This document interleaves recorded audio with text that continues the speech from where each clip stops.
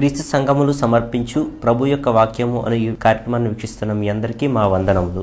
ఇప్పుడు సహోదరులు కరుణాకర్ గారు మనకు వాక్యాన్ని మహోన్నతుడు సర్వశక్తి సంపన్నుడైన దేవాది దేవుడు మనకి ఇచ్చిన చక్కని అవకాశాన్ని బట్టి తండ్రైనటువంటి దేవునికి మన ప్రభువైన యేసుక్రీస్తు ద్వారా నా యొక్క కృతజ్ఞతాస్తుతులు సమర్పిస్తూ ఈ యొక్క బైబిల్ తరగతి కొరకు సిద్ధపడొచ్చినటువంటి ప్రియ సహోదరి సహోదరులందరికీ హృదయపూర్వక వందనాలు తెలియజేస్తా ఉన్నాను. ఈ సమయంలో చదవబడినటువంటి ఈ వచనము అనగా నీతిమంతుని జ్ఞాపకము చేసుకొనుట అనేటువంటి మాట చాలా సందర్భాల్లో మనం ఎక్కడ వింటూ ఉంటాము అన్నదంటే, చనిపోయినటువంటి భక్తులను గురించి మాట్లాడేటువంటి క్రమంలో, లేక విశ్వాసముతో జీవించిన వారు చనిపోయినప్పుడు కానీ, వారికి సంబంధించిన కార్యక్రమాలు చేసేటప్పుడు కానీ ఈ వచనాన్ని గుర్తు చేసి వెళ్ళిపోయినటువంటి వారు నీతిమంతులని, వారిని జ్ఞాపకం చేసుకోవడం మనకు ఆశీర్వాదకరమైనటువంటి అన్వయింపుని ఇస్తూ ఉంటారు. అయితే వాస్తవానికి దేవుడు ఈ వచనాన్ని అందుకే వ్రాయించి ఇచ్చాడా, అది సరైనటువంటి ఉద్దేశమేనా అనేటువంటిది మనం గ్రహించే ప్రయత్నం చేద్దాం.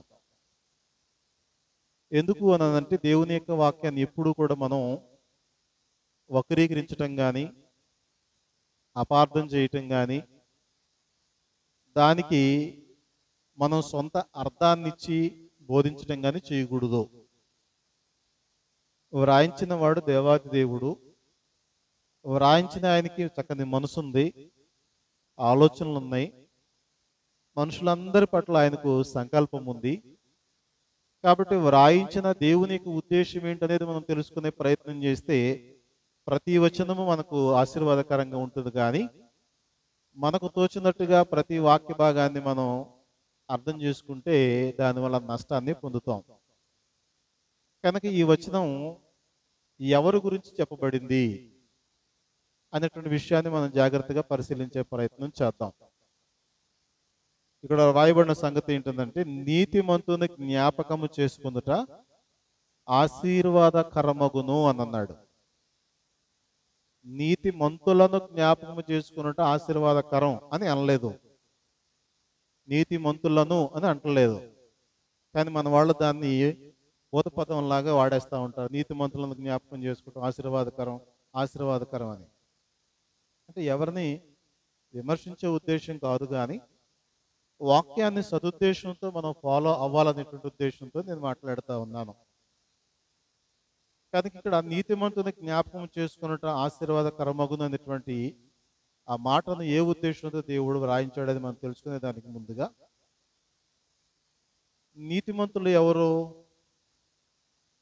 చనిపోయినటువంటి భక్తుల, మనకంటే ముందుగా జీవించినటువంటి వారా, లేకపోతే గ్రంథకర్త లేక దేవుడు ఎవరిని గురించి మాట తెలియజేస్తున్నాడు అనేది క్లారిటీ మనకి కావాలి. రెండవది, అసలు నీతిమంతుల గురించి ఆలోచించేదానికి ముందుగా అసలు నీతి అంటే ఏంటి అనేది కూడా ఆలోచన చేయాలి. వీటన్నిటిని జాగ్రత్తగా మనం పరిశీలించినప్పుడు ఈ వచనం యొక్క అర్థాన్ని సరిగా అర్థం చేసుకుని వెంబడించేదానికి మనకి అవకాశం ఉంటుంది. ఎందుకు అసలు నీతి అంటే అర్థం ఏంటి అని అంటే, దేవుడు ధర్మశాస్త్రంలో చెప్పిన మాటలను బట్టి ద్వితీయోపదేశకాండము 6వ అధ్యాయం 25వ వచనంలో మనం గమనిస్తే, మన దేవుడని యెహోవా మనకు ఆజ్ఞాపించినట్లు ఆయన సన్నిధిని ఈ సమస్తమైన ఆజ్ఞలను అనుసరించి మనము నడుచుకొనున్నప్పుడు మనకు నీతి కలుగును అని చెప్పబడింది.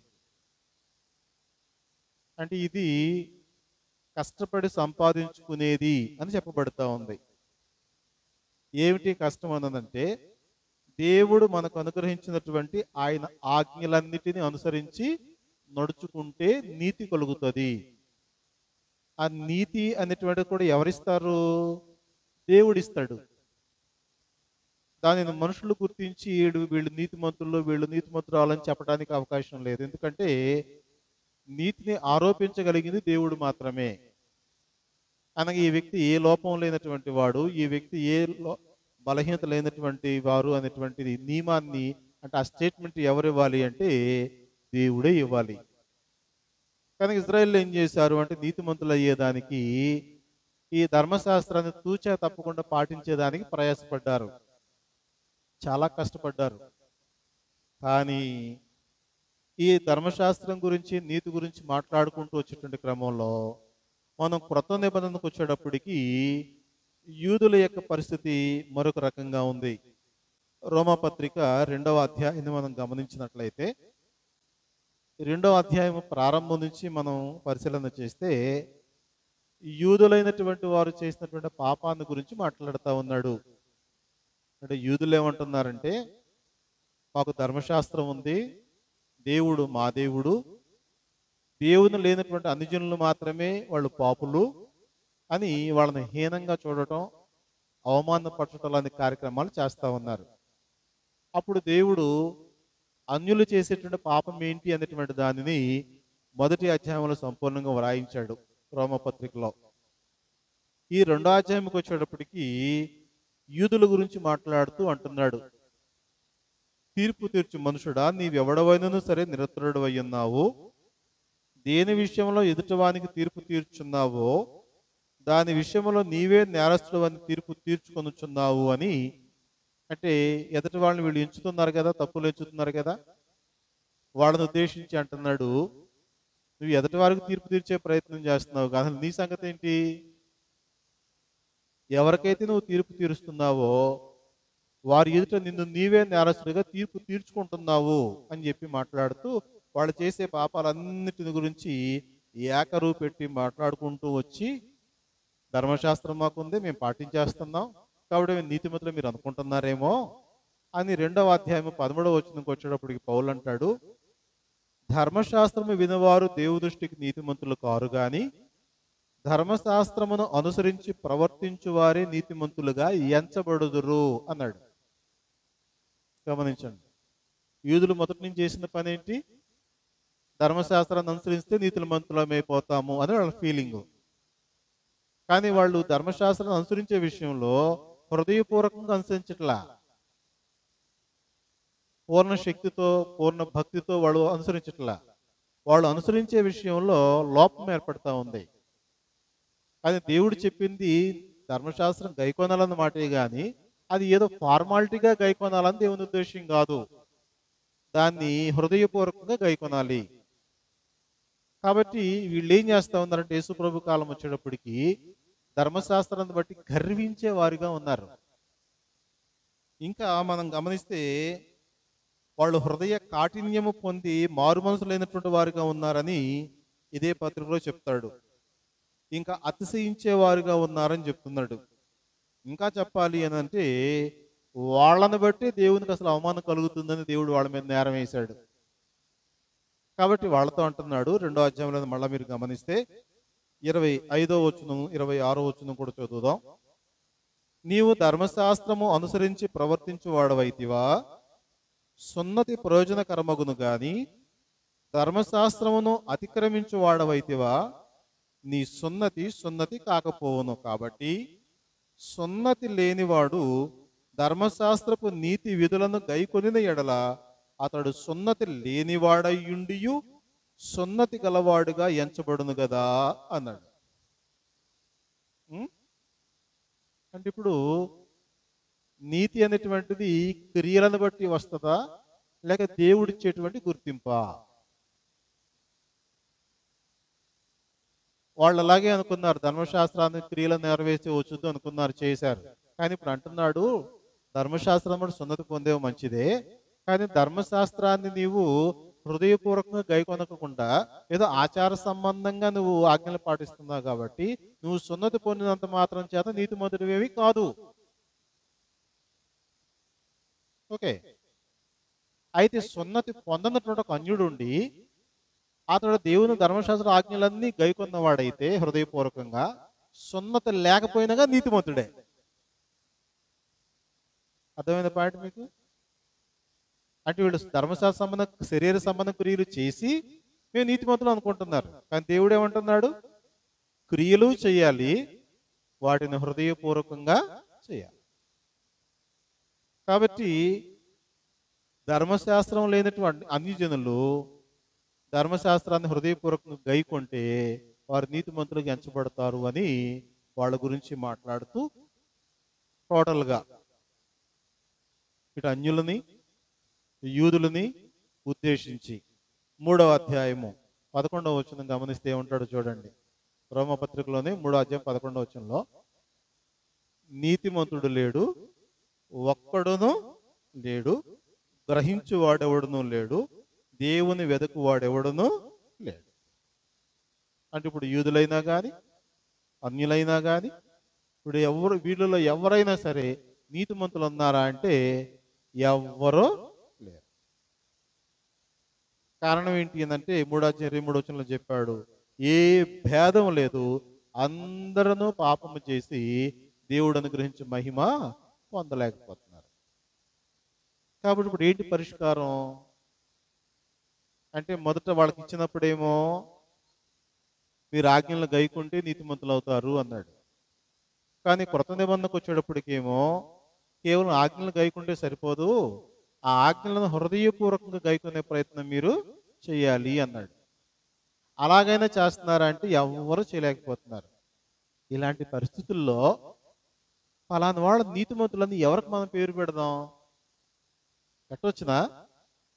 చెప్పవచ్చునా అసలు వీళ్ళు నీతిమంతులని? ఒకసారి ఆలోచన చేయండి. అయితే మరి వేరే మార్గం లేదా అంటే ఉంది, ఖచ్చితంగా. ఏ మార్గం ఉంది అంటే, ప్రతి మనిషి నీతిమంతుడు అవ్వాలన్నటువంటి దేవుని యొక్క ఉద్దేశం, ఆయన యొక్క ఆలోచన.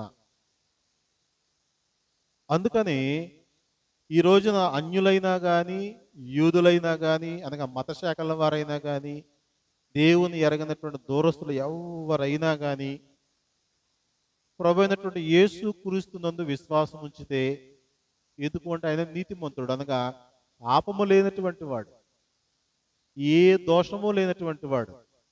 కాబట్టి ఆయన యందు విశ్వాసం ఉంచగలిగితే, ఆ విశ్వాసం ఉంచిన కారణం చేత వారి పాపాలను దేవుడు కడిగి శుద్ధి చేసి వీరిని, విశ్వాసం ఉంచిన వారిని నీతిమంతులుగా తీర్చుతున్నాడు. అంటే అర్థం ఏంటి? వాస్తవానికి వీళ్ళు కష్టపడి సంపాదించుకున్న కాదు నీతి అంటే. గమనించండి, దేవుడు కుమారుడు క్రీస్తుల విశ్వాసం ఉంచడాన్ని బట్టి దేవుడు వారిని ఏం చేస్తున్నాడు? నీతిమంతులుగా తీరుస్తున్నాడు. రోమపత్రిక 3వ అధ్యాయము 24వ వచనం చూడండి. కాబట్టి అన్నాడు. ఏంటి కాబట్టి అంటే? పై వచనానికి కనెక్షన్ అన్నమాట అది. ఏముంది పై వచనంలో? ఏ భేదం లేదు, అందరూ పాపము చేసి దేవుడిని గురించి మహిమను పొందలేకపోతున్నారు. కాబట్టి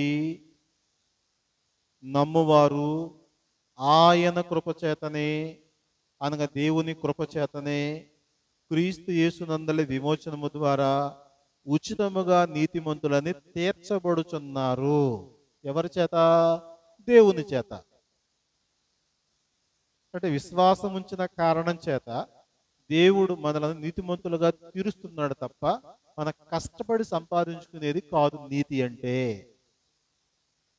రక్షణ కూడా అంతే, మానవులు కష్టపడి సంపాదించుకునేది కాదు. అదేంటండి మరి మొదటేమో నువ్వు ధర్మశాస్త్ర ఆజ్ఞలను పాటిస్తే నీతిమంతుడు అవుతావు అన్నారు కదా, మరి ఇప్పుడేమో దేవుడు అనుగ్రహించేది అంటావేంటి అని అన్నారు అనుకోండి ఎవరైనా.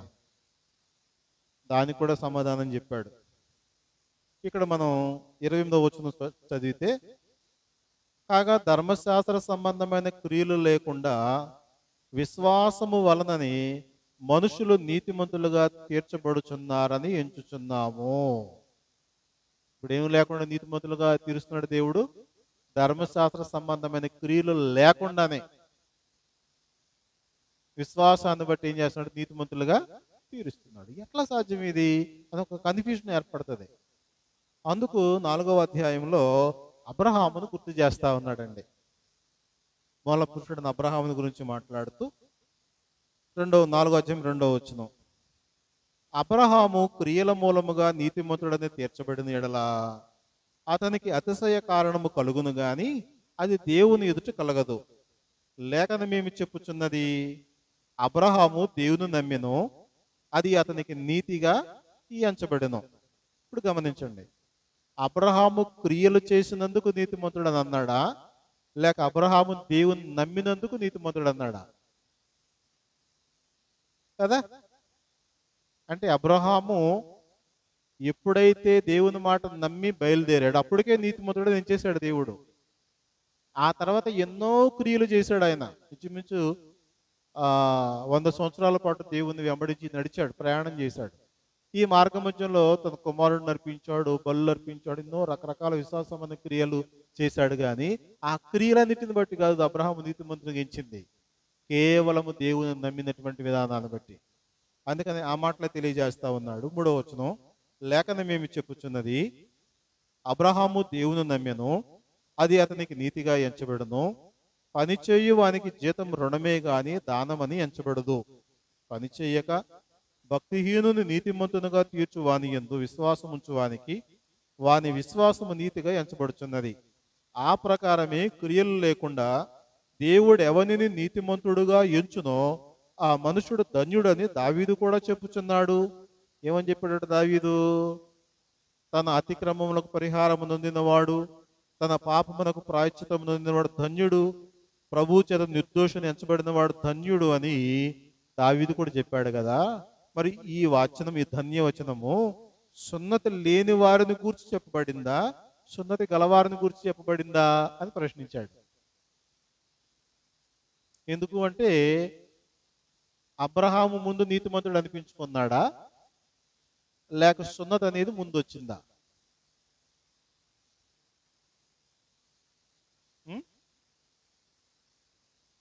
అమ్మా, అబ్రహామే ముందు నీతిమంతుడికి ఎంచబడ్డాడు. ఆ ఎంచబడిన దానికి గుర్తుగా సున్నతి ఇచ్చాడు దేవుడు. ఇక్కడే మనం గమనిస్తే 10వ వచనం మంచిది. ఏంటి మంచిది? 9వ వచనం కూడా చదివేద్దాం. ఈ ధన్యవచనము సున్నతి గల వారిని గురించి చెప్పబడిందా, సున్నతి లేని వారిని గురించి కూడా చెప్పబడినదా? అబ్రహాం యొక్క విశ్వాసం అతనికి నీతి అని ఎంచబడినది చున్నాము కదా, మంచిది. అది ఏ స్థితి యందు ఎంచబడెను? సున్నతి కలిగి ఉండినప్పుడా, సున్నతి లేనప్పుడా? సున్నతి కలిగి ఉండినప్పుడు కాదు, సున్నతి లేనప్పుడే. మరియు సున్నతి లేని వారైనను నమ్మిన వారికి అందరికీ అతడు తండ్రి యొక్కట వలన వారికి నీతి ఆరోపించుటకై అతడు సున్నతి పొందక మునుపు తనకు కలిగిన విశ్వాసం వలన నైన నీతికి ముద్రగా సున్నతి అని గుర్తు పొందెను. కాబట్టి నీతిమంతుడని ఎంచబడిన స్థితి ముందా, సున్నతి ముందా అంటే నీతిమంతుడని ఎంచబడిందే ముందు. సున్నతి మరి దేనికి? నీతిమంతుడని తను గుర్తుగా ఇచ్చాడు. కానీ యూదులు ఏమంటున్నారు? ఇప్పుడు నువ్వు సున్నతి పొందితేనే నీతిమంతుడు అవుతావు అంటున్నారు. కాబట్టి వాళ్ళకు మూలాలకు వెళ్ళి, అబ్రహాం దగ్గరికి వెళ్ళి, అబ్రహాం యొక్క విశ్వాసం ఏంటి, అతని యొక్క బ్రతికేంటి, దేవుని మీద ఎలాగని ఆధారపడ్డాడు, అలా ఆ విధానాన్ని బట్టి అతడు నీతిమంతుడికి ఎలా ఎంచబడ్డాడు, నీతిమంతుడైన వారికి సున్నతి ఏ విధంగా గుర్తుగా ఇచ్చాడు అనేటువంటివి, ఈ విషయాలన్నిటిని కూడా పౌలు వివరించుకుంటూ వస్తా ఉన్నాడు. కాబట్టి నీతి అనంటే అది పాపము లేనటువంటి స్థితి, దేవుని చేత అంగీకరించబడినటువంటి మానవుని స్థితి, దేవుని చేత గుర్తించబడినటువంటి స్థితి. అది దేవుడు ఇచ్చేది తప్ప ఒక మనుషుడు ప్రకటించేది కాదు, ఒక మనుషుడు చూపించుకునేది కూడా కాదు. యేసు ప్రభు వారి కాలంలో కూడా మనం గమనిస్తే, యేసు ప్రభు వారు ధనవంతుడిని గురించి, పరలోక రాజ్యాన్ని గురించి ఒక బోధ చేస్తే ధనవంతులైనటువంటి పరిసయ్యులందరూ యేసు ప్రభువుని ఎగతాళి చేశారు. ఏంట ఆ యొక్క ప్రసంగం అంటే, ఒక ధనవంతుడు దేవుని రాజ్యంలో ప్రవేశించటం కంటే సూది బెజ్జంలో ఒంటి దూరుడు సులభం అని చెప్పాడు ఆయన. అంటే ధనవాపేక్ష కలిగినటువంటి వారు దేవుని రాజ్యాన్ని వదులుకుంటారు, కానీ ధనాన్ని మాత్రం వదులుకోరు అనే దానికి అర్థమేటట్టు చెప్తే వాళ్ళు యేసు ప్రభుని ఎగతాళి చేశారు. అప్పుడు యేసు ప్రభు వారు అన్నాడు, మీరు మనుషుల ఎదుట నీతిమంతులను అనిపించుకున్న వారు కానీ దేవుడు మీ హృదయాలను గమనిస్తున్నాడులే అన్నాడు. అంటే దేవుడు నీతిమంతుడిని ఎంచాలా, లేకపోతే మనుషులు ఎంచాలా? దేవుడే ఎంచాలి. ఒక మనుషుడు మరొక మనుషుడి గురించి నీతిమంతుడని చెప్పేదానికి సరిపడు. ఎందుకంటే తనకు లేదా అర్హత. అందుకని 4వ అధ్యాయంలో ఆ ధర్మశాస్త్రము కంటే కూడా, ధర్మశాస్త్రంలో సున్నత ఆజ్ఞ కంటే కూడా నీతి అనేటువంటిది అబ్రహాం ముందే పొందాడు. నీతిమంతుడైన వానికి గుర్తుగా సున్నతనే దాన్ని ఇచ్చాడు అని చెప్తూ 13వ వచనం చదువుదాం. అక్కడ 4:13. అతడు లోకమునకు వారసుడగునను వాగ్దానము అబ్రహామునకైనను అతని సంతానమునకైనను ధర్మశాస్త్ర మూలముగా కలుగలేదు గాని విశ్వాసము వలన నీతి మూలముగానే కలిగెను. అటు నీ కుమారుడిని ఇస్తాను, ఆ కుమారుడి ద్వారా ఆశీర్వదిస్తాను అనేటువంటి మాట ధర్మశాస్త్రాన్ని బట్టి వచ్చిందా, అబ్రహాముకు నీతిని బట్టి వచ్చిందా? అబ్రహాము నీతిని బట్టే వచ్చింది. అలాగే 14వ వచనం. ధర్మశాస్త్ర సంబంధులు వారసులైన ఎడల విశ్వాసము వ్యర్థమగును, వాగ్దానమును నిరర్థకమగును. ఏలయనగా ధర్మశాస్త్రం ఉగ్రతను పుట్టించును, ధర్మశాస్త్రము లేని ఎడల అతిక్రమం లేకపోవును. ఈ హేతువు చేత ఆ వాగ్దానము యావత్ సంతతికి అనగా ధర్మశాస్త్రము గలవారికి మాత్రము కాక అబ్రహాముకున్నట్టి విశ్వాసము గలవారికి కూడా దృఢము కావాలనని కృపననుసరించి ఉండునట్లు అది విశ్వాస మూలమైనదాయను. కాబట్టి ఇప్పుడు నీతి అనేటువంటిది క్రీస్తునందు విశ్వాసం ఉంచడం ద్వారా దేవుడిచ్చేటువంటి ఒక యోగ్యత, గుర్తింపు. అతడు ఎంతవరకు పరిశుద్ధంగా తన జీవితాన్ని కాపాడుకుంటాడో, ఎంతవరకు దేవుని ఆజ్ఞల మీద ఆనుకుని జీవిస్తూ ఉంటారో, ఎంత క్రమముగా భక్తిగా జీవిస్తుంటారో వారిని నీతిమంతుడని దేవుడు ఎంచుతాడు.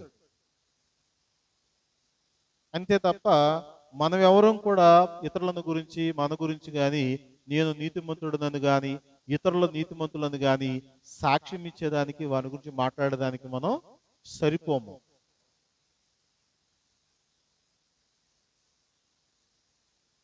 ఇరవై వచనం చదువుదాం.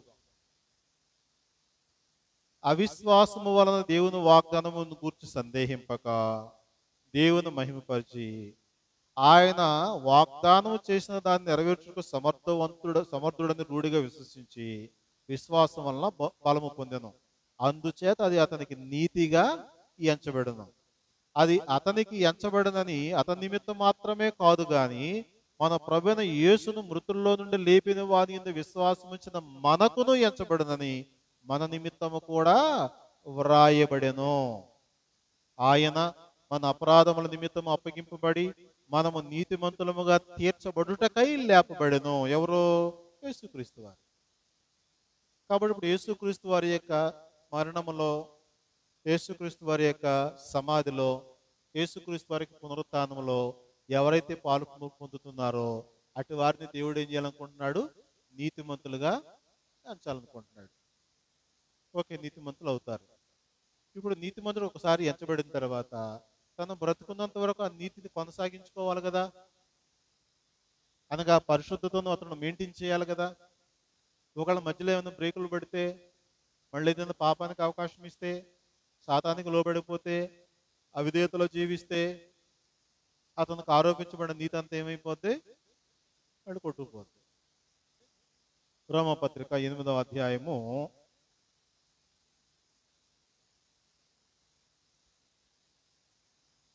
33, 34 వచనాలు చదువుదాం.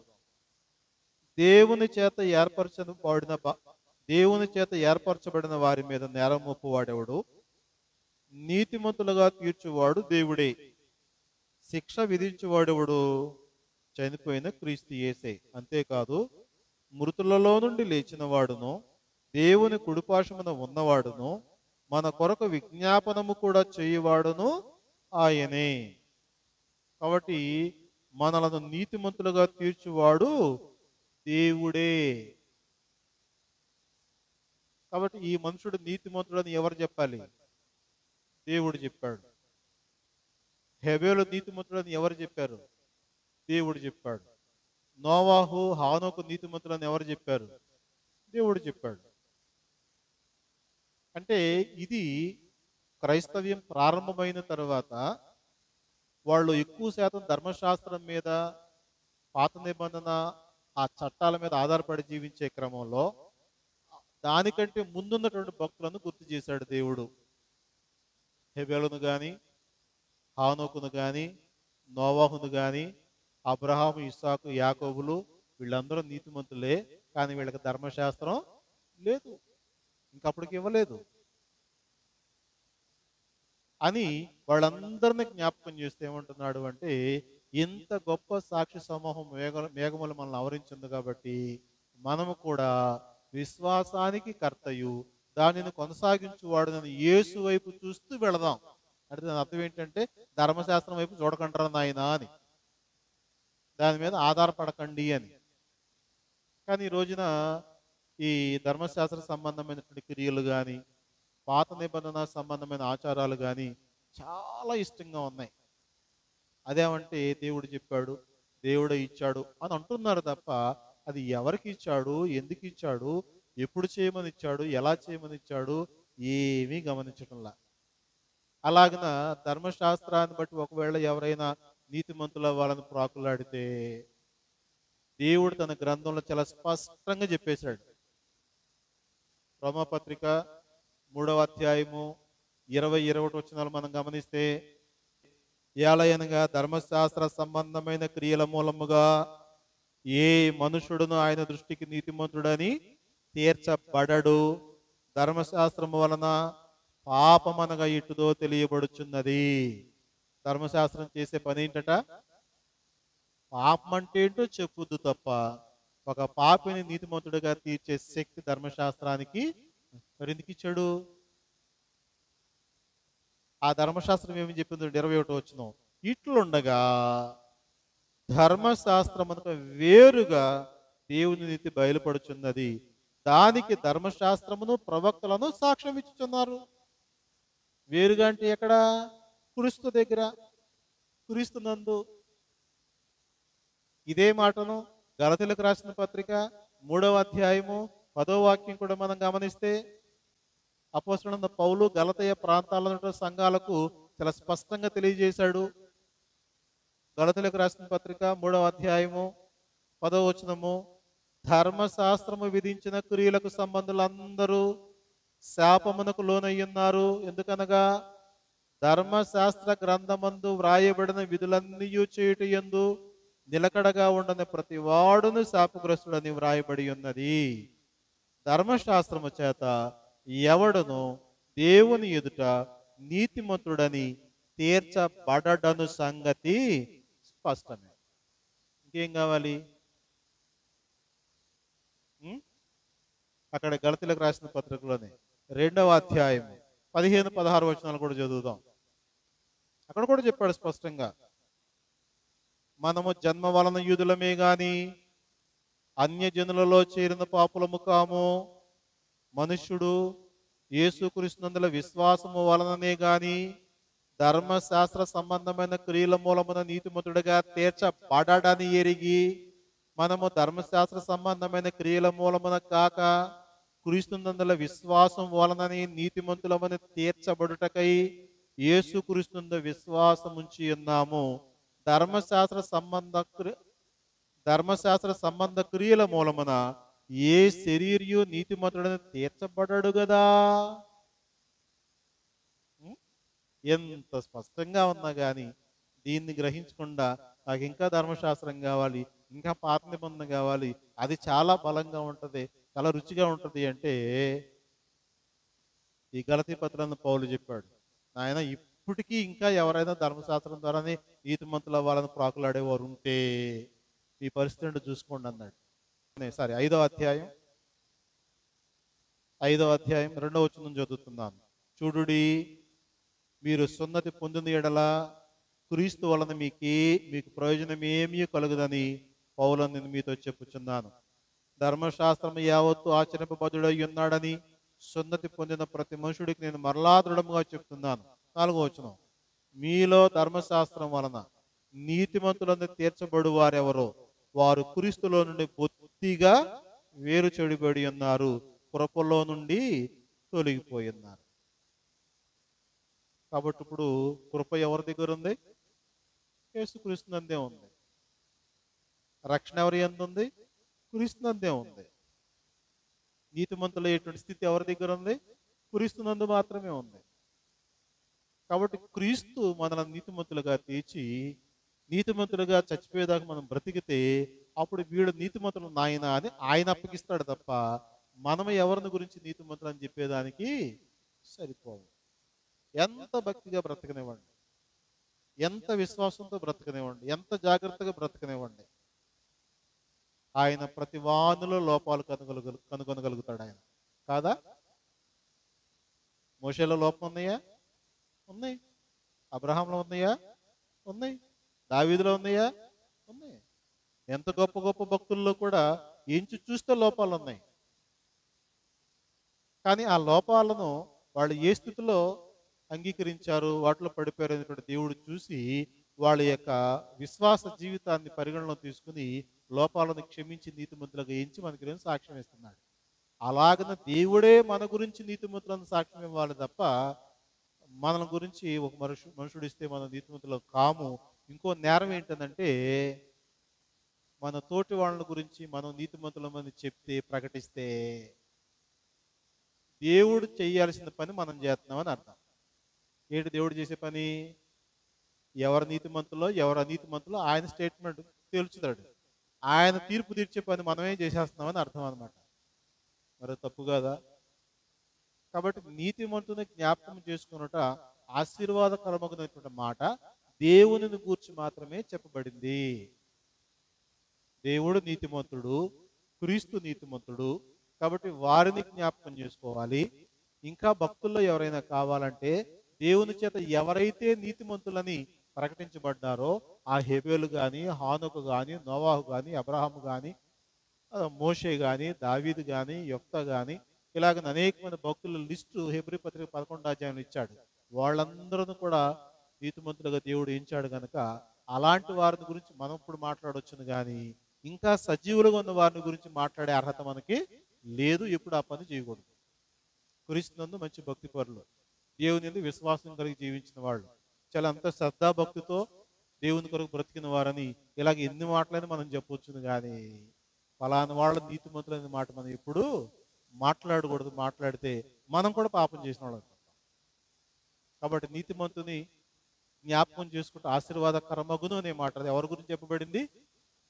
దేవుని గురించి మాత్రమే. అట్టి అవగాహనతో మన విశ్వాస జీవితాన్ని ఆ నీతిమంతులైనటువంటి భక్తుల వైపు చూస్తూ ముందు కొనసాగించే వారిగా ఉండాలని ప్రభువుని బట్టి మిమ్మల్ని అందరినీ కూడా ప్రేమతో ప్రోత్సహిస్తూ ఈ కొద్ది మాటలు ముగిస్తా ఉన్నాను.